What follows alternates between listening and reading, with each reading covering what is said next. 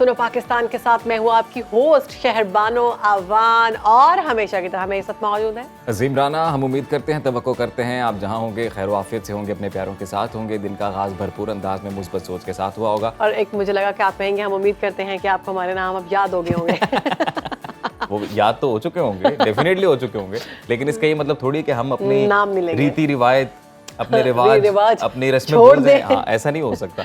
तो हम बात ये कर रहे थे कि जी उम्मीद ये करते हैं कि आपके दिन का आगाज मुस्बत सोच के साथ हुआ होगा, लेकिन आज मौसम का आगाज भी बड़ा मुस्बत सोच के यही साथ बोलने हो। वाला था। बिल्कुल मैं यही बोलने वाला इतनी था। केमिस्ट्री मुंह की कहाँ बात से छीन आती ली। है? इतनी केमिस्ट्री इतनी केमिस्ट्री तो केमिस्ट्री की क्लास में नहीं होती। केमिस्ट्री क्लास में नहीं होती। केमिस्ट्री के टीचर्स परेशान हो गए। तो शहरबानो कैसा फील हुआ आज एक लंबे अरसे के बाद सुबह बारिश देखने को मिली? देखो मैं आपका सवाल समझ गई हूँ। जी, जी। इतना अच्छा महसूस हुआ कि मैं उठी तो मौसम इतना सुहाना था, ग्रीनरी जो थी वो और खूबसूरत लग रही थी, फ्रेश घास और पौधे बहुत खूबसूरत लग रहे थे। बाहर गाड़ी जब मैंने निकाली तो मेरा दिल किया कि बस मैं अब बंद ना करूँ शीशों को, मैं ऐसे इंजॉय करूँ और ऐसे ही मैं आई। और जब आप सबके टाइम ऐसे आते हैं और आपको ऐसा मौसम मिलता है, बजाय ये कि शिद्दत की गर्मी में आप उठे और सब बाहर धूप आपको वेलकम करे, उस वेलकम से आपका मूड ऑफ हो जाता है, इस वेलकम से आपका मूड अच्छा हो जाता है। तो मुझे उम्मीद है कि जो लोग ऑफिस गए होंगे और मूड मैंने उनका भी अच्छा शहरबानो होगा। इस बात से अंदाजा लगा लिया कि बाहर यकीनन मौसम अच्छा है कि जितनी शानदार मुझे नींद आई ना, क्योंकि जब मौसम अच्छा हो ना आपको वैसे ही इंसानी फितरत पे असर पड़ता है ना। अजीम मुझे बचपन का ना शेर याद आ गया। बारिश पे? हाँ बहुत वैसे फनी सा है, लेकिन मुझे बचपन में हम अक्सर वो बोलते थे। इरशाद। वाह वाह वाह, इरशाद। ओके, बहुत शुक्रिया। शेर कुछ ऐसा था कि मौसम भी है सुहाना, बारिश भी हो रही है, बस एक कमी है जाना तेरी याद आ रही है। वाह वाह वाह वाह वाह वाह, क्या बात है। इससे पहले कि हमारी ऑडियंस भी हमें वाह वाह करे तो हम बात कर लेते हैं ज़हीर शेख से, हमारे साथ मौजूद हैं। ज़हीर बताइएगा इस वक्त कैसा मौसम है लाहौर का और क्या कहता है महकमा मौसमियात? जी बिल्कुल, आपको मैं बताऊं तो मौसम तो बहुत ही खुशगवार है और बारिश ने तो बहुत ही ज़बरदस्त मौसम को सुहाना कर दिया और लाहौरियों जो हैं इस मौसम को एंजॉय भी कर रहे हैं। सड़कों पर ट्रैफिक भी है, फैमिलीज़ गाड़ियों में जा रहे हैं और मौसम को बहुत ज़्यादा एंजॉय कर रहे हैं। इस वक्त महकमा मौसमियात के मुताबिक कम से कम दर्जा हरारत जो है वो 23 डिग्री सेंटीग्रेड रिकॉर्ड किया गया है और ज़्यादा से ज़्यादा आज जो है वो 33 डिग्री सेंटीग्रेड तक जाएगा।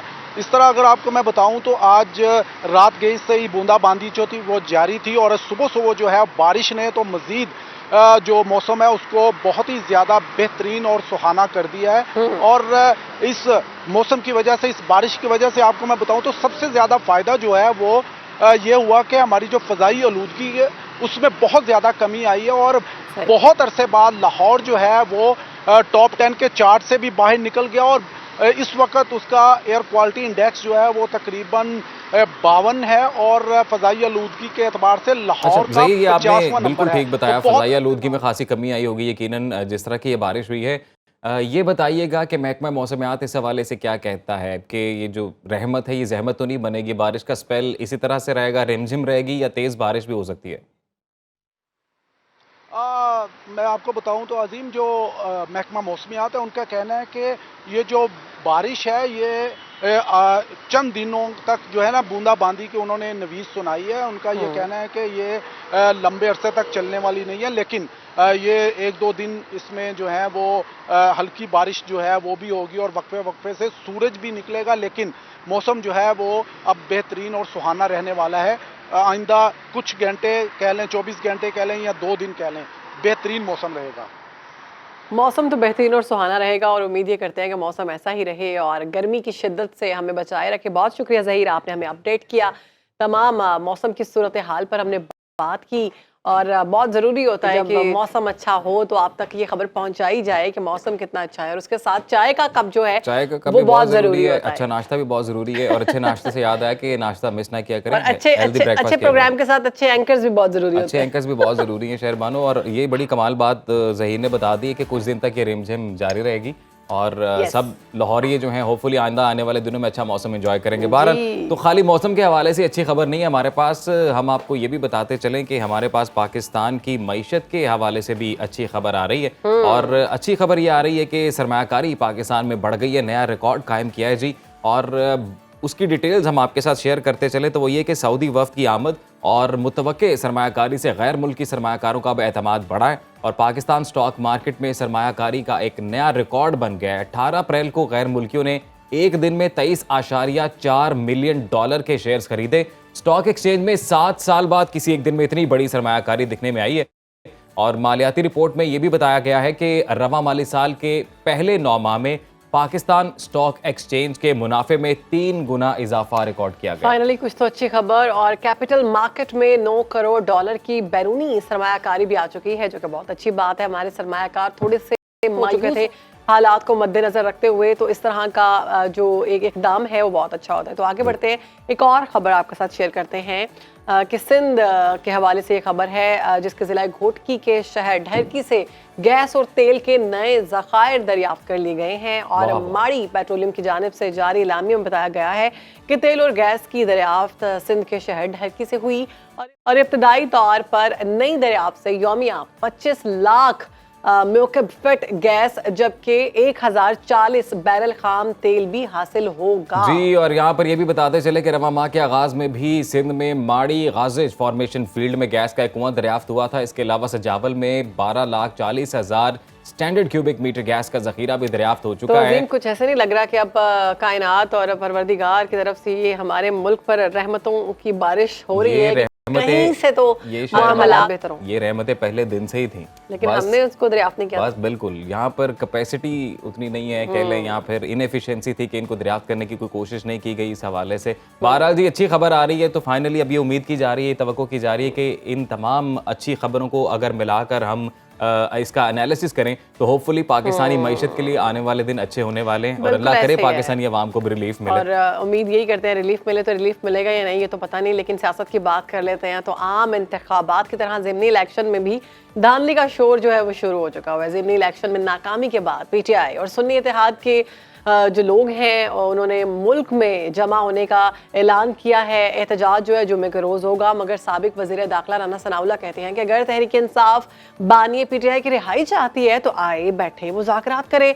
मुज़ाकरात से बड़े बड़े मसले हल हो जाते हैं, तो ये मसला भी बातचीत के ज़रिए हल हो जाएगा। दूसरी जानिब वफाकी हुकूमत ने PTI को बड़ा रिलीफ दे दिया और मुत्तहिदा PTI रहनुमाओं के नाम ECL से खारिज कर दिए गए हैं। तमाम सूरत हाल पर बात जी बिल्कुल, इसी तमाम सूरत हाल पर बात करते हैं। सीनियर सियासतदान ज़हीम कादरी साहब हमें ज्वाइन कर चुके हैं इन स्टूडियोज। ज़हीम साहब गुड मॉर्निंग सर, अस्सलाम वालेकुम। कैसे हैं आप?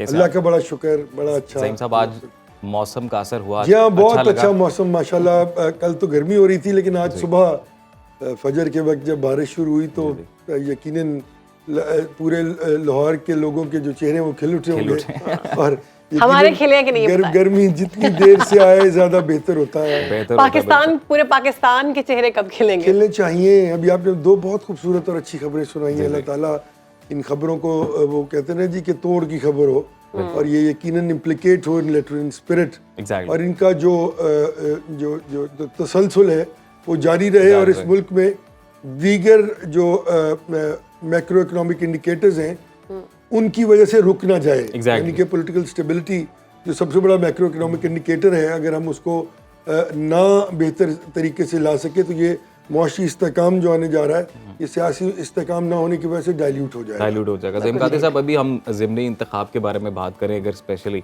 तो नून लीग अपनी कारकर्दगी की वजह से कह रहे हैं कि जी ये कामयाबी हमें मिली है। नहीं कह सकते वो यार, प्लीज ये नहीं कहा उन्होंने इस तरह। ये देखिए, ये आप शरारत कर रहे हैं, ये ना करें। वो ये सर कामयाबी नहीं, उनको कारकर्दगी की वजह से कामयाबी नहीं, उनको ये अगर उन्होंने कहा है तो मैं तो माजरत के साथ उनको नहीं कहना चाहिए। ये कहा जा रहा है कि कामयाबी की वजह से लोगों ने उनको चूज किया। नहीं, मेरे ख्याल में गवर्नमेंट जब होती है तो उसकी एक इम्पैक्ट होती है। लोग हमारे यहाँ आज भी जमहूरियत उस नहज पर तो नहीं स्ट्रेंथन हो चुकी और मजबूती की तरफ जा चुकी कि लोग बैठे रहे। लोग हुकूमत का एक बहुत बड़ा इम्पैक्ट होता है।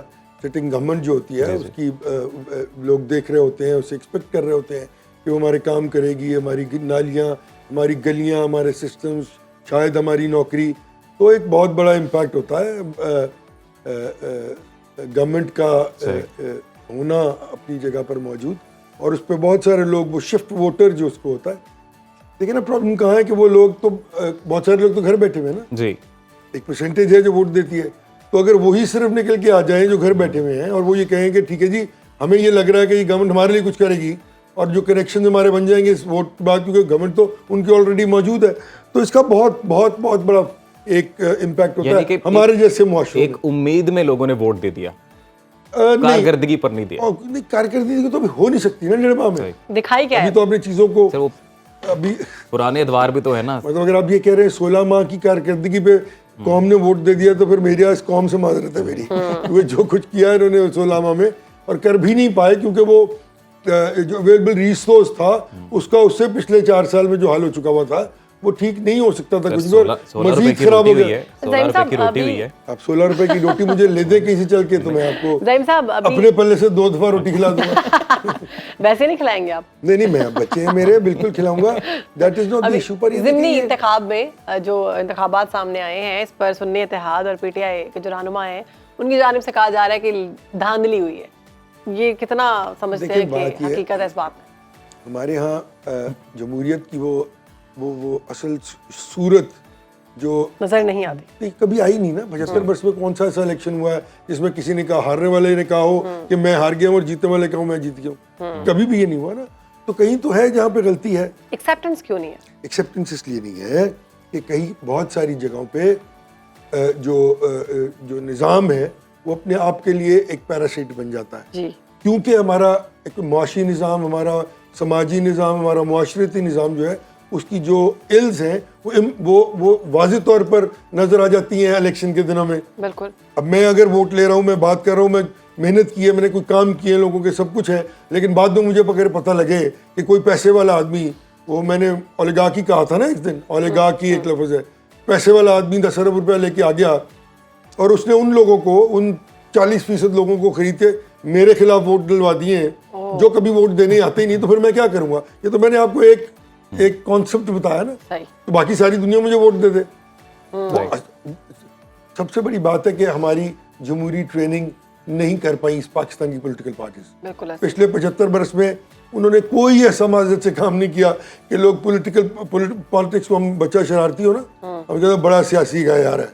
यस। मतलब सियासत एक गाली बन गई बेटा। ऐसे है। सर, सियासी बयानात, अगर आप सीधा जवाब नहीं देते तो कहते हैं सियासी बयान बन जी हाँ, तो हम भी सियासत तो गाली बन गई ना 70-72 बरस में इस मुल्क की क़यादतों की वजह से और पॉलिटिकल पार्टीज की वजह से माजरत है। तो ज़हीम साहब, ये पार्लियामेंट्री डेमोक्रेसी की जब हम बात करते हैं तो लोकल गवर्नमेंट तो इसकी बेस है। लोकल गवर्नमेंट से ही बेसिकली असल मानी जो जमहूरियत के वो निकाले जा सकते हैं। तो लोकल गवर्नमेंट तो कहीं नजर नहीं आती। लोकल गवर्नमेंट सिर्फ पार्लियामेंट्री फॉर्म ऑफ गवर्नमेंट की बेस नहीं है। हर टियर पे, हर निज़ाम हुकूमत में जो ये टियर है ना, ग्रास रूट लेवल का, महिला का, गली का जो है, ये सबसे ज़्यादा इम्पोर्टेंट है। क्योंकि ये वो जगह है, नंबर 1 अगर पॉलिटिकली देखें तो ये वो नर्सरी है जहाँ से लोग सीख के आगे आते हैं कि सियासत किस तरह करनी है और किस तरह डिलीवरेंस कर रही है, किस तरह डेवलपमेंट के काम कर रहे हैं, किस तरह हमने लोगों की बहबूद की काम कर रहे हैं, सिविक जो हमारी सेंस है उसको बिल्कुल, उसको हमने किस तरह लेके चला। So this is a nursery of any democracy, any form of democracy. So eventually, if that is not there, how could you expect people sitting at the higher levels to perform, because they've not been through the milling process. बिल्कुल, वो उस रास्ते से आए ही नहीं है। अवाम के साथ आपको लगता है इसी तरह से ऊपर बैठे हुए वो रिश्ता, वो बॉन्डिंग नहीं हो जुड़ पाती है जिस तरह से लोकल गवर्नमेंट में नहीं हो पाती कि आप इतने बड़े हल्के में, प्रोविंशियल असेंबली का हल्का भी क्यों ना हो, इतने बड़े हल्के में आपके पास ये कैपेसिटी नहीं है कि आप हर गली में हर आदमी के जाके पूछ सकें कि तुम्हारी गली का मसला क्या है। Exactly, you can't. सर, ये इतने सालों से हम यही बातें कर रहे हैं, गली का मसला, रोटी नहीं मिल रही, पानी नहीं मिल रही, और कुछ तंजीमें तो ऐसी जिनका नारा भी था कि रोटी पानी और उस पर वो बिल्कुल नहीं उतर सकी। अच्छा, अभी साबिक वफाकी वज़ीर दाखिला जो है राना सनाउल्लाह साहब, उनकी जानिब से ये बयान दिया गया है कि पीटीआई अगर चाहती है कि बानी पीटीआई की रिहाई हो तो वो आकर मुज़ाकरात करें, तो हो सकता है ऐसा। तो मुझे एक चीज़ की कंफ्यूज कर रही है कि कानूनी केसेस मुज़ाकरात से ख़त्म हो सकते हैं? नहीं, कानूनी केसेस कितने कानूनी है और किस तरह बनाए गए, राना सनाउल्लाह खुद इसके जो है वो विक्टिम रहे ना। ऐसी है, देखें महज़ब मुआशरे होते हैं, वहाँ पे अपोजिशन जो है वो गवर्नमेंट इन वेटिंग हुआ करती है, ठीक, और गवर्नमेंट जो है उसको अपोजिशन को साथ लेने का टास्क सबसे इम्पोर्टेंट एस्पेक्ट है उसकी गवर्नमेंट करने का, क्योंकि अगर आप उनको लेंगे, साथ बैठेंगे, बात करेंगे, तो ही नेशनल इश्यूज पर नेशनल कंसेंसस हो पाएगा ना। अगर आप बात ही नहीं करेंगे, आपस में बैठेंगे, एक आपका नुक्ता नज़र है, एक मेरा नुक्ता नज़र है, हम दोनों बैठेंगे और कोशिश करेंगे कि उसको क्लोज तर ला के बेहतरीन जो उसमें से रिजॉल्व है वो निकाल के अवाम के लिए उसको इम्प्लीकेट कर दें। ये कोई रॉकेट साइंस तो है नहीं। जब आप बात ही नहीं करेंगे और आपकी ज़ाती दुश्मनियाँ बन जाएंगी और बनाई गई है ना। जी, अब इस पे आप एस्टैब्लिशमेंट को अगर कह दें कि जी उन्होंने किया, वो उन्होंने तो नहीं किया ना यार, दुश्मनी तो आपने खुद बनाई। ये तो सियासतदानों ने किया है 75 वर्ष में इस मुल्क में। हर चीज का मुद्दा जो हम डाल देते हैं किसी और पे ताकि हम पे ओनस ना आए। आप खुद तो देखें कि आपने क्या किया भाई। आपने कुछ नहीं किया इस जमहूरियत के लिए, आपने इस जमहूरियत को फेल कर दिया है, इसको गाली बना दिया अपनी। और अगर आप में अपनी ओन हरकतों करने से। की हिम्मत नहीं है तो फिर आप क्यों हैं इस वक्त? जी, आपको घर चले जाना नहीं, वो तो जाना ही नहीं ना जी। वो तो 90 साल 95 साल 180 साल भी हो जाएंगे तो कहेंगे हमें वजीर आजम बना दो। यार इस तरह नहीं होता।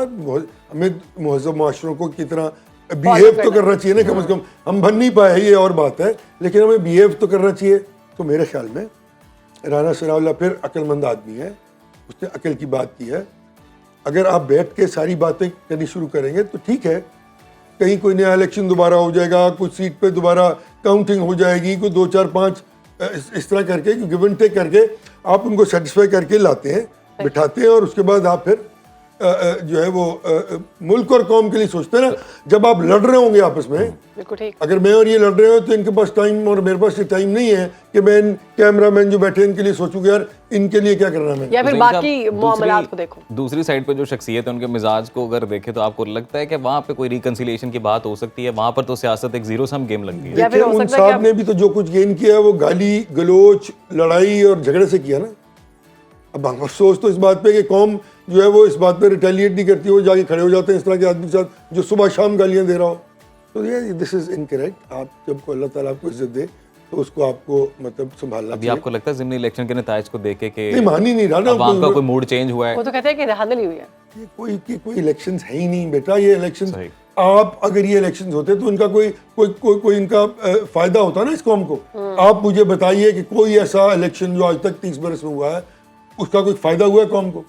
मईशत फिर नीचे गई, जीडीपी नीचे गई, पर कैपिटा इनकम नीचे गई, आपकी महंगाई ऊपर गई, आपके डॉलर का रेट ऊपर गया, आपकी जो डेवलपमेंट है एडीबी जो एनुअल डेवलपमेंट प्रोग्राम है वो उसकी स्क्वीज हो गया। लोग भूखे, लोग जो सब्सिस्टेंस लेवल से नीचे रहते हैं उनकी तादाद बढ़ गई, स्कूल ना जाने वालों बच्चों की तादाद बढ़ गई, साफ पानी के अवेलेबल ना होने की तादाद बढ़ गई। तो फिर जमहूरियत ने तो कुछ नहीं दिया ना। ज़ैब साहब, मौलाना फजलुर रहमान कहते हैं कि जो है सिचुएशन सारी उसमें ये है कि असम्बलियाँ फ़रोख्त हो रही हैं। ये बात हमने पहली दफ़ा सुनी कि असम्बलियाँ भी फ़रोख्त होती हैं, तो ये क्या होती हैं? मेरा ख्याल है नाराज़ हो गए, गलत नाराज़ हो गए। मौलाना को ये गुफ्तगू नहीं करनी चाहिए थी। इससे सिर्फ जो निज़ाम है वो तो खैर डाइल्यूट हो ही चुका है, अपनी ही नहीं मौजूद। इसमें पूरे मुल्क की बहुत बेइज्जती होती है, रियासत की बेइज्जती होती है, और रियासत के जो जिम्मेदार इदारे हैं उनको कन्फ्रंट करने की जब कोशिश की जाती है गलत तौर पे तो वो यकीनन उसका नुकसान इंटरनेशनली रियासत को होता है। लोग आप पे एतमाद नहीं करते। अभी आप जो इन्वेस्टर्स की बात की ना जी, इन्वेस्टर्स कॉन्फिडेंस है, जी। ये रियासत की वजह से है। माजरत के साथ किसी ने 1.5 महीने में कोई तोप नहीं चलाई कि वो ये हो जाए। ये रियासत का एक अमल है जो किया जा रहा है पिछले बहुत सारी रियासती इदारों का रादर जो पिछले 6 से 8 माह से काम किया जा रहा था। SIFC भी बना है इसके लिए। जी हाँ, देखिए ना अब देखिए ना, हर बार आप ये साबित करते हैं कि पॉलिटिकल लोगों में ये कैपेसिटी नहीं है कि वो इस तरह की चीजें बनाकर आगे लेके जा सके। क्या ये पॉलिटिकल लोग नहीं कर सकते थे?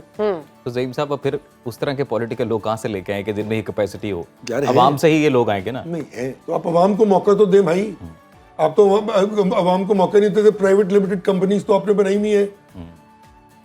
पैराशूट से एक बंदा को पसंद आता है, उसको लाते हैं वहां से लाके उसको आपके जी मेरे बेटे का दोस्त है, मेरे चचे के बेटे का दोस्त है, ये मेरा वाकिफ है, ये फलाने का वाकिफ है। 40 साल से शख्स हल्के में काम कर रहा होता है, आप ऊपर से लाके उसको बिठा के इलेक्शन जिता के कभी उसको कुछ बनाते कभी उसको कुछ बनाते। उसको क्या जो इस तरह बनाओ उसको अवाम से क्या भाई? लेकिन ज़ईम साहब अगर अवाम के सामने को बंदा सच्ची नीयत से जिसने वापस अपना जाना होता है ना मुकद्दमा अवाम के रखे, पास, उसको होता है। नहीं, लेकिन अगर अवाम के सामने सच्ची नीयत से कोई सियासतदान अपना मुकद्दमा रखे, हमारी अवाम इतने बेवकूफ़ नहीं है सर। अवाम समझ जाते हैं कि यार कौन सा आपको बंदा नहीं है। लगता कि अवाम सारी चीज़ें समझ बिल्कुल चुकी है? बेवकूफ नहीं है, पर हमारी अवाम को बेवकूफ बना दिया जाता है। और वो साजिश जो है वो उनको बाफट तोड़ के एक दूसरे से, वो जो पोलराइजेशन हो चुकी है ना मुआशरे में, उसको भी इस्तेमाल करती हैं ये सियासी जमातें। आप मुझे बताएं ना कौन सी ऐसी सियासी जमात है जिसने कोई ऐसी सिविक कैंपेन चलाई हो, सोशल कैंपेन चलाई हो जिसका डायरेक्टली फायदा अवाम को हुआ हो पिछले 75 बरस में? बिल्कुल ठीक आंसर वुड बी नो। तो सर आंसर तो ये हो गया नहीं, लेकिन हमारा जो सवाल है वो वहीं पे खड़ा है कि हालात क्या, वाकयात, निज़ाम क्या, इनमें कोई तब्दीली आएगी? बहुत शुक्रिया, आपने वक्त दिया। इंतहाई अहम मौजू है जिस पर हम बात करेंगे और वो है ईरानी सदर का दौरा पाकिस्तान। तो ये 3 रोज़ा तारीखी दौरा इस वक्त उनका जारी है। आज इस दौरे का दूसरा दिन है। ईरानी सदर इब्राहिम रईसी ने इस्लामाबाद में पहला मसरूफ दिन गुजारा और आला पाकिस्तानी हुकाम से उनकी मुलाकातें हुई। दोनों ममालिक के दरमियान अदालती मुआवनत समेत मुख्तलिफ शोबों में मफाहमत की यादाश्तों पर दस्तखत भी किए गए। वज़ीर आज़म शहबाज शरीफ से मुलाकात के दौरान दोनों रहनुमाओं ने दहशतगर्दी के खिलाफ मुश्तरका कोशिशों और तिजारती हुजम $10 अरब तक बढ़ाने पर इत्तफाक किया। तो आज ईरानी सदर लाहौर पहुंच रहे हैं, कुछ ही देर में वो लाहौर पहुंच जाएंगे जहां वो वज़ीर आला पंजाब और गवर्नर समेत अहम मुलाकातें करेंगे। इसके बाद वो कराची के लिए रवाना होंगे और आला पाकिस्तानी हुकाम से वहां भी मुलाकातें होंगी। तो ईरानी सदर की आमद के हवाले से बस जो एक अहम खबर मैं बताना चाह रहा था ये कि लाहौर और कराची में आम तातील का ऐलान किया। बिल्कुल ऐसे ईरानी सदर इब्राहिम रईसी जो है वो लाहौर एयरपोर्ट पर पहुंचेंगे। उसके बाद फिर वो उनकी मुलाकात जो है मरियम नवाज साहिबा से भी है। बिल्कुल भी आपसे नहीं, मैं आपसे सवाल पूछूंगी इंशाल्लाह, लेकिन ऑफ द कैमरा। बिल्कुल। तो अब इस सारी सिचुएशन में ये है कि वो मुलाकात होगी मरियम नवाज से होगी, गवर्नर पंजाब जो है उनसे भी मुलाकात होगी। बिल्कुल जी, दोबारा कांटेक्ट करने की कोशिश की जा रही है। और उसके बाद जो आज का दौरा खत्म होगा तो आज ही बताया जा रहा है कि रात को वो कराची पहुंच जाएंगे। कि ये दौरा कितनी अहमियत का हामिल है और बिलखसूस इसकी टाइमिंग। तो आपने तो सवाल मुझसे नहीं किया लेकिन मैं जवाब दे देता हूँ। प्लीज। जवाब इसका ये कि इंतहाई अहम अहमियत का हामिल है ये दौरा और टाइमिंग इंतहाई इंपॉर्टेंट है। एंड इट्स रियलिटी क्योंकि अभी जो मशरिक़ वस्ता में बिलखसूस सिचुएशन है और इस वक्त खासा अहम दौरा है। बिल्कुल इस वक्त इजराइल और ईरान के जिस तरह के मामला चल रहे हैं और उसके बाद जब ईरानी सदर पाकिस्तान का दौरा कर रहे हैं तो वाकई इसकी अहमियत और भी बढ़ जाती है। अजीम, जो मुझे बड़ा मतलब सरप्राइज किया कि आम तातील का ऐलान किया गया है लाहौर और कराची में, तो इसकी क्या वजह समझते हैं आप? प्रोटोकॉल ऑब्वियसली बिकॉज जब स्टेट डेलीगेशन होते हैं स्टेट लेवल पे, आई थिंक ये पहला टाइम है जिसमें अभी ये हुकूमत बनने के बाद किसी भी मुल्क का सदर हुकूमत बनने के बाद भी बिल्कुल ये पहले सदर मुमलिकत हैं किसी भी मुल्क जो पाकिस्तान का दौरा कर रहे हैं। इससे पहले अगर आपको याद हो तो बड़ा हाई लेवल सऊदी डेलीगेशन भी पाकिस्तान आया था और वहाँ पर जो मामला थे वो अगरचे मईशत के हवाले से थे, बड़े अहम मुआहदे वहाँ पर साइन हुए थे। लेकिन अभी ईरानी सदर जब आए हैं तो इस हवाले से पहला जो दिन उनका गुजरा है वो इस्लामाबाद में गुजरा है जहाँ वज़ीर आज़म से भी मैं एक खबर सुन रही थी, उसमें ये था कि उन्होंने कहा है कि जो मुलाकात के हवाले से उन्होंने कहा है कि जो इंडस्ट्री है ना, फिल्म इंडस्ट्री और ड्रामा इंडस्ट्री, इसमें भी उनकी जानिब से मदद की जाएगी। अच्छा शहरबानो, ये बहुत अच्छी बात है क्योंकि ईरानियन फिल्म इंडस्ट्री बहुत आगे डेवलप्ड है प्रॉपर। बिल्कुल बड़ी अच्छी मूवीज होती है उनकी। इस्लामिक मूवीज की अगर बात की जाए तो काफी आगे निकल। इसके अलावा दीगर भी मौजूआत पे जब वो मूवी बनाते हैं बहुत अच्छी बनाते हैं और अगर ये भी एक कहते हैं कोलैबोरेट करते हैं पाकिस्तानी फिल्म इंडस्ट्री के साथ तो ये भी एक अच्छी बात है। और दूसरी अच्छी बात ये हो सकती है एनर्जी सेक्टर, जिसमें ईरान पाकिस्तान गैस पाइपलाइन का जो एक मंसूबा बड़े अरसे से खटाई में पड़ा हुआ है, अगर उस पे कोई प्रोग्रेस होती है। पाइपलाइन में सबसे बड़ा जो इशू है वो अमेरिका है कि अमेरिका किस तरह से बिहेव करता है, क्योंकि अमेरिका की जानिब से मना किया गया, पाबंदियां लगाई गई हैं कि जो भी ईरान से गैस पाइपलाइन को लेगा। ये सवाल आपका बड़ा इंपॉर्टेंट है और ये सवाल हम अपने एक्सपर्ट से भी डेफिनेटली पूछेंगे क्योंकि मेरे ज़हन में ये सवाल है कि जब रियासतें जो हैं वो म्यूचुअल इंटरेस्ट पर चलती हैं तो फिर इस हवाले से मेरा नहीं ख्याल कि कोई ऐसा मुल्क होना चाहिए कि जो डिक्टेट करे अपने किसी पॉलिसी को।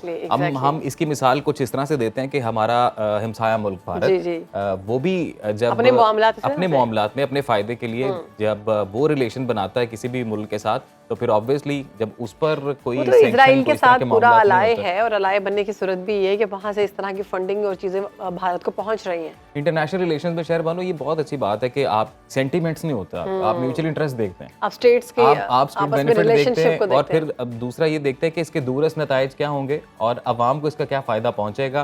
और ये बड़ा ही अहमियत का हामिल है ये दौरा। और अभी कुछ ही देर बाद ईरानी सदर लाहौर एयरपोर्ट पर पहुँच जाएंगे। कुछ देर पहले वो नूर खान एयरबेस से रवाना हुआ, बिल्कुल जहाज उड़ा है। तो अभी हम ये उम्मीद करते हैं कि दौरा कामयाब हो और इसमें अच्छे मुआहदे हों। आज के दौरे के बाद आज रात को वो कराची भी रवाना हो जाएंगे, वहाँ पर जाकर भी अहम मुलाकातें करेंगे। और उम्मीद ये है कि अगर हम बात करें सऊदी डेलीगेशन पाकिस्तान में आई थी तो बहुत से मामला जो है बेहतर हुए हैं, तो ईरानी सदर के बाद भी हालात ज़्यादा बेहतर हों, हमारे जो ताल्लुकात हैं अपने हमसाया ममालिक से वो मज़ीद बेहतर होने चाहिए। प्रोग्राम में आगे बढ़ेंगे, बात करेंगे पाकिस्तान के हीरोज़ की। तो आज हमारे मेहमान एक ऐसी शख्सियत हैं, एक ऐसी होनहार खातून हैं जिनकी फलाही कामों और खिदमत खल की एक दुनिया मोतरफ है। अलीज़ा खान वो पहली पाकिस्तानी खातून हैं जिनकी इंसानियत के लिए खिदमात को देखते हुए उन्हें डियाना लेगेसी अवार्ड से नवाजा गया है। बिल्कुल, ये अवार्ड हर 2 साल बाद दुनिया भर से 20 नौजवानों को कामयाबियों का एतराफ़ करते हुए दिया जाता है। अलीज़ा खान ने इंसानियत की खिदमत के लिए रुहेल फाउंडेशन की बुनियाद रखी और ये तंजीम ज़रूरतमंदों को राशन के थैले और पका हुआ खाना फराहम करती है। मज़ीद ये तंजीम क्या काम करती है उन्हीं की ज़ुबानी जानते हैं, तो हमारे साथ मौजूद हैं हमारी गेस्ट। बहुत शुक्रिया आपका Aliza, thank you so much for your time. सबसे पहले तो आपको डियाना लेगेसी अवार्ड जीतने पर बहुत बहुत मुबारकबाद। ये बताइएगा कि आपकी जो तंजीम है रुहेल फाउंडेशन, इसकी बुनियाद कब रखी गई और ये क्या काम करती है? जी वालेकुम अस्सलाम, thank you so much for having me, thank you so much. और जो रूहिल फाउंडेशन है बेसिकली ये खाना बांटने के साथ साथ और भी कई प्रोजेक्ट्स करती है। हमारा प्राइमरीली हमारा गोल जो है वो है ज़ीरो हंगर और फूड इनसिक्योरिटी को फाइट करना, और राशन के साथ साथ हम अंडर प्रिविलेज बच्चों की शादियां कराते हैं, हम स्कूल्स को अडॉप्ट करते हैं, हमारा एक बहुत मेन काम है। हम ऑर्फनेजेस को अडॉप्ट करते हैं, nice. हम पूरे पाकिस्तान में मेडिकल कैंप्स लगाते हैं, हाइजीन कैंप्स लगाते हैं, और जैसे हम राशन बांटने थ्रू आउट द ईयर, इसी तरह हमारे पास हम ट्रांसजेंडर्स और विडोज को स्टाइपेंड्स भी देते हैं, और उन स्टाइपेंड्स में वो स्टाइपेंड्स हम राशन की सूरत में देते हैं। अच्छा अलीज़ा, हमें ये भी बताइएगा कि जो अवार्ड आपको मिला है डियाना लेगेसी अवार्ड, ये किन लोगों को दिया जाता है और इसके लिए क्या आपको खुद से अप्लाई करना पड़ता है या फिर आपने कोई काम किया होता है उस पर आपको दिया जाता है? अच्छा, सो ये जो है लेगेसी अवार्ड, ये एक यंग लीडर्स अवार्ड है। ये बेसिकली उन लोगों को दिया जाता है जिन्हें बहुत यंग एज से अपना काम स्टार्ट किया होता है, और मैंने अपना काम स्टार्ट किया था जब मैं 16 साल की थी। तो आई थिंक इस बुनियाद के ऊपर उन्होंने मुझे सिलेक्ट किया है, और ये all over the world 20 young leaders को दिया जाता है, और ये आउट ऑफ 1020 बच्चे सिलेक्ट होते हैं, उनमें से 20 बच्चों को फिर सिलेक्ट किया जाता है। एंड इसको सिलेक्ट करने का यही क्राइटेरिया है कि आप कितनी कंसिस्टेंटली काम कर रहे हैं और कितनी सालों से कर रहे हो और कितना इम्पैक्टफुल आपका काम है। अपने जर्नी के बारे में बताइएगा। जब आपने खिदमत खल्क का ये काम शुरू किया तो क्या ये टारगेट आपके जहन में था कि मुझे डियाना लेगेसी अवार्ड हासिल करना है? जी बिल्कुल भी, मुझे तो इस अवार्ड बिल्कुल नहीं सोचा था, मुझे तो इस अवार्ड के बारे में एक्चुअली पता भी नहीं था।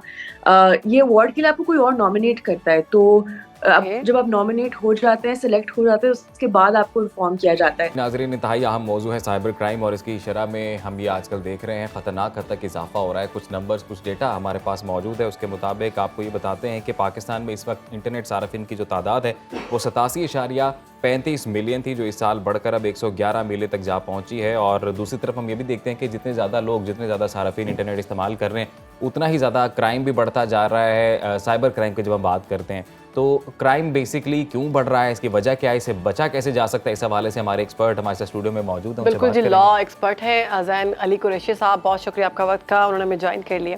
अभी हम, जैसे कि अजीम ने आपको इंट्रो में बता दिया कि हम देख रहे हैं कि जैसे जैसे लोग इंटरनेट को यूज़ कर रहे हैं वैसे वैसे खराबियाँ भी सामने आ रही हैं। तो हम अगर बात करें साइबर क्राइम की, लोगों को इसके बारे में पता ही नहीं है, तो आप इसके बारे में थोड़ा बताइए। साइबर क्राइम कोई भी ऐसा जुर्म है जो टेक्नोलॉजी की मदद से किया जाता हो, जिसमें मोबाइल फ़ोन टेक्नोलॉजी इस्तेमाल हो, जिसमें लैपटॉप की टेक्नोलॉजी इस्तेमाल हो, जिसमें बेसिकली इंटरनेट टेक्नोलॉजी इस्तेमाल हो। और साइबर क्राइम जो है इसकी 2 कैटेगरीज हैं, जिसमें सबसे पहली जो कैटेगरी है वो सोशल मीडिया रिलेटेड क्राइम्स होती है, जहाँ पे हम देखते हैं कि लोगों को साइबर स्टॉकिंग का सामना करना पड़ता है, उनकी तस्वीर जो है वो एडिट करके तैयार कर ली जाती हैं, उनकी वीडियोज़ को उनकी इजाज़त के बगैर शेयर कर दिया जाता है। और जो सेकंड कैटेगरी है वो फाइनेंशियल फ्रॉड है। फाइनेंशियल फ्रॉड जिसमें मुख्तलिफ आगे उसकी डिफरेंट कैटेगरीज आ जाती हैं, जहाँ पे लोगों को आम तौर पे ऑनलाइन कहीं पे देखा जाता है कि उनके साथ फाइनेंशियल फ्रॉड्स कमिट किए जाते हैं, और कहीं पे उनको कॉल्स के थ्रू ट्रैप किया जा रहा होता है। बहुत ज़्यादा हो रहा है आजकल। जी बिल्कुल ऐसे ही है, और फिर इस तरीके से उनको फाइनेंशियल फ्रॉड्स उनके साथ कमिट किया जाता है। माली क्राइम या माली साइबर क्राइम भी जी बिल्कुल, ये फाइनेंशियल फ्रॉड्स होते हैं, और इसमें डिफरेंट कैटेगरीज आगे पाई जाती हैं, जिसमें ट्रैप करने के डिफरेंट तरीकेकार होते हैं। अच्छा, हम आजकल देख रहे हैं फ़ोन करते हैं, कहते हैं ओहो मैं आपका फलाना कज़न बात कर रहा हूँ, जी जी जी, और इतना इतना ज़बरदस्त उनके पास इन्फॉर्मेशन होती है कि फ़ोन उसी को करते हैं जिस शख्स के पास जो लेटेस्ट नॉलेज नहीं होता। मतलब हमारे जो बुजुर्ग हैं 50 प्लस 60 प्लस है ना, और उनसे ये पैसे हथियार लेते हैं कि मैं आपका फलाना बेटा बात कर रहा हूँ, आपके भाई का, या फलाना आपने बताना नहीं है, बड़ी मुसीबत में हूँ, 5 लाख रुपया भेज रहा हूँ आपके अकाउंट में। मुझे एक चीज़ समझ नहीं आती, मैसेज आता है कि 5 लाख आपके अकाउंट में आ चुका है, जबकि वो नहीं आया होता। जी। तो ये किस तरह से होता है? देखिए, इसमें अब 2 डिफरेंट चीज़ें हैं। एक तो ये है कि जैसे किसी को मैसेज आया और उसको अवेयरनेस नहीं थी, उसको वाकई लगा कि ये मेरा कोई रिश्तेदार है या मेरा कोई दोस्त है, और उसने उसको इमरजेंसी में देखते हुए या उसकी ज़रूरत को देखते हुए उसके साथ पैसे शेयर कर दिए। एक कैटेगरी है जहाँ पे लोग लालच करते हैं, जहाँ पे उनको लगता है कि ये जो शख्स है ये हमारे काम आएगा, हमें हमारे पैसे डबल करके दे देगा या हमारा इनाम निकल डबल आएगा। Share type. जैसे जी बिल्कुल, बहुत सारे लोगों को इस किस्म के भी मैसेजेस आते हैं कि जी आपका इनाम निकला है। अब आपने करना क्या है कि या तो आप इस अकाउंट में पैसे ट्रांसफर कर दें, या आपको गलती से ये कोड रिसीव हो गया, ये आप हमारे साथ शेयर कर दें, आपकी या 42 लाख की गाड़ी निकल आई है, 2 लाख रुपए आपने भेजना, गाड़ी मिल जाएगी। अब इसमें एक बड़ी एक अहम चीज़ है जो लोगों को बतानी चाहिए, वो ये है कि ऐसे जो तरीक़ेकार होते हैं जहाँ पे उनको इस तरीके से ट्रैप किया जाता है, इसमें उनका निकलता कुछ भी नहीं है। कोई गाड़ी भी नहीं आएगी, कोई पैसे भी नहीं आएगी। हाँ, उनके अकाउंट में जो रकम है वो ज़रूर निकलेगी अगर वो इस किस्म के किसी भी ट्रैप के अंदर आ जाएंगे। और आमतौर पे होता ही है कि ऐसे केसेस के अंदर ये देखा गया है कि जो सिम्स इस्तेमाल की जाती हैं, जो कॉल्स आ रही होती हैं, वो फेक सिम्स होती हैं, वो फेक सिम कार्ड्स होते हैं। Exactly. यानी किसी और के नाम की सिम होती है जिसको वो ऑपरेट कर रहे होते हैं, जिसके थ्रू वो कॉल्स कर रहे होते हैं। इसीलिए फाइनेंशियल फ्रॉड्स के हवाले से अगर आप देखें तो एक बड़ी अहम चीज़ भी सामने आती है कि इसमें आमतौर पे जो एक शख्स अपनी आइडेंटिटी इस्तेमाल कर रहा होता है, वो भी उसने किसी की मिसयूज़ की होती है, वो फेक आइडेंटिटी होती है। तो इसमें ज़्यादा केयरफुल रहने की ज़रूरत है। इसमें आप किसी के साथ अपना डाटा शेयर मत करें। अच्छा जैन, आजकल जो फ्रॉड्स हो रहे हैं ना, एक तो माली फ्रॉड हो गया, एक साइबर क्राइम हो गया, किसी की आपने चीज़ें अपलोड की जो उसकी पर्सनल थी या उसकी थी नहीं, आपने उसके नाम से एक AI से बना दी। एक और फ्रॉड है, वो शादियों का फ्रॉड भी हो रहा है। वो कहा जाता है जी मैं कोई बहुत बड़ी पोस्ट पे हूँ, मैं कोई पायलट वायलट हूँ, रिश्ता विश्ता भेज रहा हूँ, मैं बड़ा पसंद करता हूँ आपको। ये कुछ करीबी लोगों के साथ ये हुआ है, मैंने देखा है। और बाकायदा चीज़ें बनाई जाती हैं ऐसी, नंबर भी इंटरनेशनल यूज़ किया जाता है, लेकिन वो फ्रॉड होता है प्रॉपर। जी देखिए, इसमें सबसे बड़ा जो इशू आता है वो ये आता है कि हम आम जिंदगी में तो जो दोस्त बनाते हैं उनको हम रियलिटी में देखते हैं अपने सामने, इंटरनेट पे नहीं देख सकते। इंटरनेट पे होता ये है कि हम आम तौर पे क्या देख रहे होते हैं कि हमें जो लोग ऐड करते हैं उनके साथ कभी जिंदगी में हम मिले नहीं होते। एग्जैक्टली। और सबसे ज्यादा जो ट्रस्ट हम शो करते हैं सोशल मीडिया प्लेटफॉर्म्स पे, हम स्ट्रेंजर्स पे शो करते हैं। अब वो जो स्ट्रेंजर्स होते हैं, फेक पोस्ट हमें ट्रैक कर रही होती है बहुत, जो वो पोस्ट करते हैं, इनका लाइफस्टाइल सारा। जी बिल्कुल ऐसे। और कई लोग ऐसे भी होते हैं जो अपना लाइफस्टाइल वो शो कर रहे होते हैं जो एक्चुअली उनका लाइफस्टाइल होता भी नहीं है। ज्यादातर यही और सोशल मीडिया पे। उससे होता ये है कि बहुत सारे लोग फिर उससे अट्रैक्ट होते हैं। जब अट्रैक्ट होते हैं फिर दोस्तियां बनती हैं। और बाज़ औक़ात क्या होता है कि ऐसे बहुत सारे केसेस मैंने देखे जहाँ पे लोगों ने अपनी तस्वीर शेयर कर दी, अपने वो रिलेशनशिप्स में चले गए और कई साल रिलेशनशिप में रहे, और फिर उसके बाद उनको ये पता चला कि जिस शख्स के साथ वो रिलेशनशिप में थे वो उनके साथ फ्रॉड कमिट कर रहा था। अल्टीमेटली क्या होता है ऐसे केसेस के अंदर, जो मैंने देखा है वो ये है कि पैसों का तकाजा किया जाता है। आपका सेंसिटिव डाटा उनके पास चला जाता है और उसके बाद वो आपसे पैसे मांगते हैं। और जैसे जैसे आप उन पैसों को शेयर करते रहते हैं। कानूनी तौर पर क्या कार्रवाई हो सकती है? देखिए, 2 तरह के केसेस हैं। जैसे सोशल मीडिया रिलेटेड केसेस के लिए अलहदा कवानीन मौजूद हैं। फाइनेंशियल फ्रॉड जिनका भी हम जिक्र करें, इनके लिए अलहदा केसेस, अलहदा लॉ के अंदर अलहदा प्रोविजंस मौजूद हैं। Sorry for the interruption. आज हम मेजरली चूंकि फाइनेंशियल क्राइम्स के बारे में बात करें, तो इसमें बताएं कि एक सादा लो आदमी, अब उसके अकाउंट से पैसे निकल गए, फर्स्ट लाइन ऑफ एक्शन क्या होना चाहिए? सबसे पहले जिस नंबर से उसको कॉल आई है, उस नंबर की तमाम इंफॉर्मेशन जो कि उसको रिसीव हुई है, जैसे कोई मैसेज आया है, व्हाट्सएप पे कोई मैसेज आया है, कोई कॉल आई है, वो स्क्रीनशॉट से उसको प्रिजर्व कर ले। सही। उसके बाद फौरी तौर पे अगर उसने कोई ट्रांजैक्शन की है, वो अपने बैंक की स्टेटमेंट ऑफ अकाउंट निकलवा ले, किस अकाउंट में वो पैसे गए हैं। उसके बाद सबसे इंपॉर्टेंट चीज़ ये है कि वो फौरी तौर पे उस क्राइम को रिपोर्ट करे। रिपोर्ट कहाँ पे करना है? जो भी आपका मुतलका FIA साइबर क्राइम सर्कल होगा, आपने वहाँ पे उसको रिपोर्ट करना है। और सबसे अहम चीज़ इस तरह के केसेस में ये होती है, जब किसी के साथ फ्रॉड होता है तो वो आमतौर पे लोगों के साथ, जो कि बहुत छोटे छोटे फ्रॉड भी हो रहे होते हैं, कुछ बड़े फ्रॉड भी हो रहे होते हैं। जैसे किसी के अकाउंट से 50,000 चला गया, किसी के अकाउंट से 1 लाख रुपया चला गया, तो वो आमतौर पे लोग क्या करते हैं, उसको रिपोर्ट करने की तरफ नहीं जाते। बिल्कुल, वो कहते हैं कौन सा वापस होना था तो अब हो गया। अनरिपोर्टेड केसेस जो होते हैं वो हमेशा रिपोर्टेड केसेस से ज़्यादा रहते हैं। तो उसमें तरीक़ेकार ये है कि आप उसको ज़रूर रिपोर्ट करें, क्योंकि देखिए इस तरह के क्राइम के अंदर नॉर्मली जो लोग इन्वॉल्व होते हैं वो रिपीट ऑफेंडर्स होते हैं। और रिपोर्ट भी FIA साइबर क्राइम सर्कल में आपने आपका मुतल्लिका थाना रेलेवेंट फॉरम नहीं है। जी, आप उसको FIA साइबर क्राइम सर्कल में ही रिपोर्ट करें अगर आपके साथ कोई भी ऑनलाइन एक्टिविटी के थ्रू जो है वो फ्रॉड कमिट किया गया है। अब रिपोर्ट करने के बाद जो नेक्स्ट क्वेश्चन अक्सर लोग क्योंकि पूछते हैं वो ये होता है कि उसके बाद क्या करना है। उसके बाद अपने केस को फॉलो करें। देखिए होता क्या है कि नॉर्मली मैंने देखा बहुत सारे केसेस के अंदर FIRs भी हो जाती हैं। लोग क्या करते हैं कि लोग कोशिश करते हैं अच्छा हमारी रिकवरी हो जाए, एग्जैक्टली हम इसको आगे फिर फॉलो नहीं करना चाहते। यही सबसे बड़ी गलती है। जब आप किसी जुर्म को और उसके करने वाले को सजा की तरफ नहीं लेके जाते, तो आप बेसिकली उसको एक और मौका देते हैं कि वो बाकी माशरे के अंदर लोगों को अपने जो है वो नुकसान पहुंचाएगा और उनको फिर इसी तरीके से ट्रैप करेगा।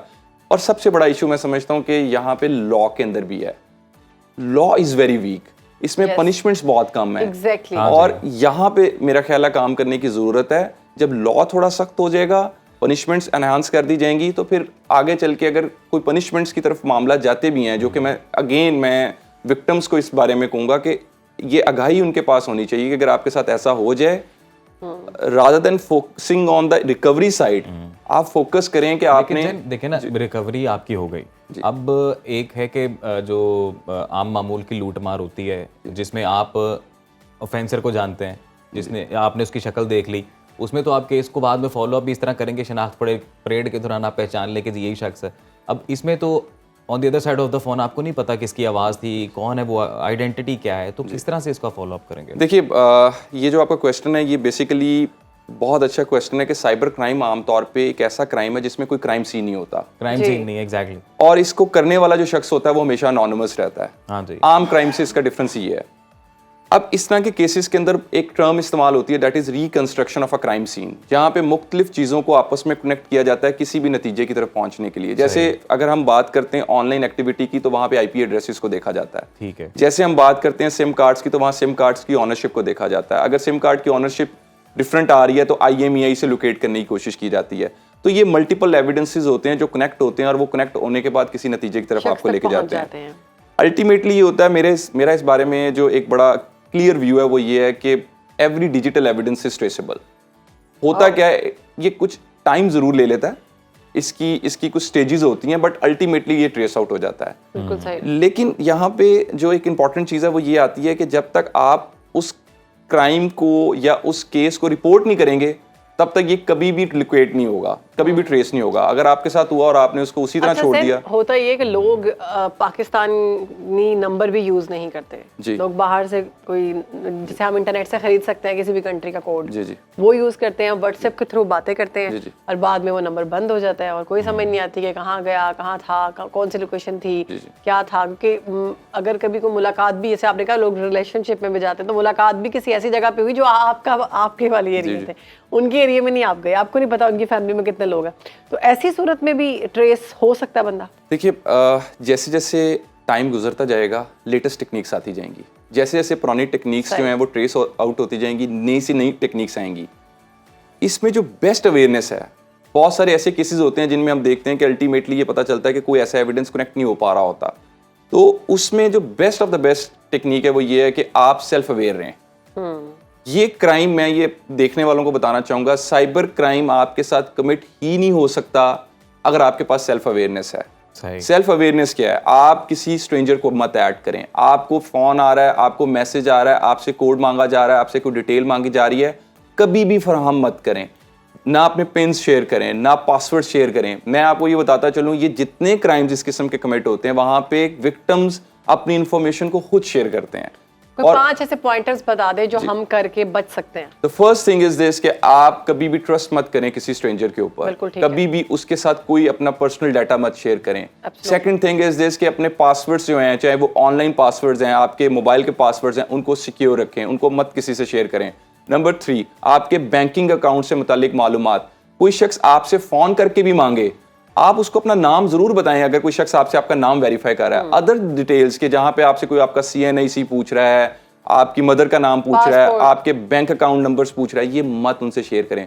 फोर्थ एंड इंपॉर्टेंट चीज, जब भी कभी आपको ये लगे कि कोई शख्स ऐसा आपके साथ बातचीत करना चाह रहा है जिससे आप कभी जिंदगी में मिले ही नहीं है, जो आपको ये बताने की कोशिश कर रहा है कि आपके साथ मेरी मुलाकात उस जगह हुई थी, मैं आपका ये रिश्तेदार बात कर रहा हूं, कभी भी ऐसी चीज उसके ऊपर ट्रस्ट के अंदर मत जाइएगा ये शेयर करते हुए। और फिफ्थ एंड इंपॉर्टेंट चीज, अगर ये सब कुछ आप नहीं कर सके और क्राइम कमिट हो गया है, अब इंपॉर्टेंट चीज़ ये है कि अब आपने उसको अनरिपोर्टेड नहीं छोड़ना, अब आपने उसको रिपोर्ट करना है, और रिपोर्ट करने का जैसे तरीकेकार हमने पहले बताया। बहुत शुक्रिया ज़ैन कुरैशी, आपने वक्त दिया सुनो पाकिस्तान को, और आई एम श्योर के जो 5 टिप्स ज़ैन ने बताए हैं वो बहुत हेल्पफुल हैं, और उसके बाद बच सकते हैं आप ऐसी तमाम चीज़ों से। बिल्कुल, इन तमाम पॉइंट्स पर आपने अमल करना है जी, और इस पर अमल करते हुए आप जितने भी फाइनेंशियल क्राइम्स हैं जो ऑनलाइन कमिट किए जाते हैं उनसे आप बच सकते हैं। तो ये आज की हमारी अहम स्टोरी थी साइबर क्राइम को लेकर। अब आगे बढ़ते हैं जी, और एक दिलचस्प खबर आपके साथ शेयर करेंगे कि मस्नूई ज़हानत या आर्टिफिशियल इंटेलिजेंस ने टेक्नोलॉजी की दुनिया में इनकलाब बर्पा कर दिया है, और अब साइंसदानों ने एक ऐसा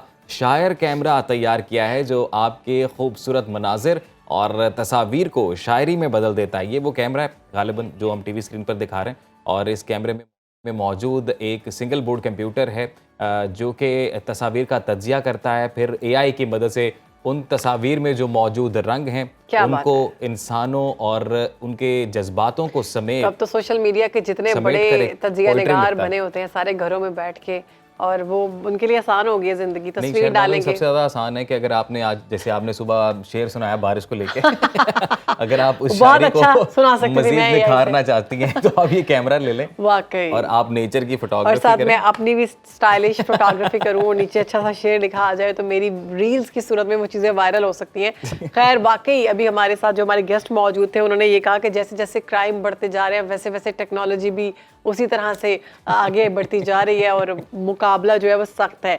तो AI जो है वो हर रोज हैरान कर रही है, परेशान कर रही है। तो हम आर्टिफिशियल इंटेलिजेंस के दौर में रह रहे हैं, और ये जो वीडियो भी थोड़ी देर पहले आपने देखी भी टीवी स्क्रीन पर साइड पर चल रही थी, उसमें डेमो दिखाया गया था कि उस कैमरा से जब आप फोटो खींचते हैं तो उसके बाद एक स्क्रिप्ट सा उसमें निकलता है जिसके अंदर उन तमाम मनाजिर को शामिल करके आर्टिफिशियल इंटेलिजेंस के थ्रू एक पोइट्री सामने आती है। अच्छा, एक और खबर है बड़ी दिलचस्प, मैं वही देख रही थी, वो ये कि एक और AI की मदद से एक बड़ी ज़बरदस्त चीज़ सामने आई है कि मोनालिसा बड़ी मशहूर पेंटिंग है जो सब जानते हैं उनके बारे में।